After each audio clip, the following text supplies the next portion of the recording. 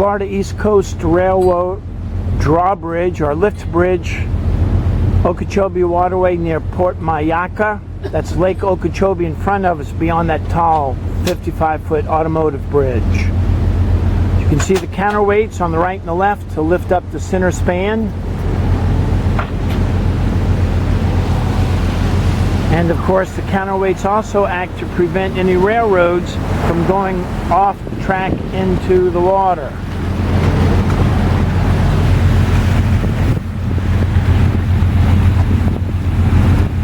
An old drawbridge, usually open to marine traffic, only closes when a train approaches. If you have more questions about drawbridges, look us up on the internet. Ask Captain Chris.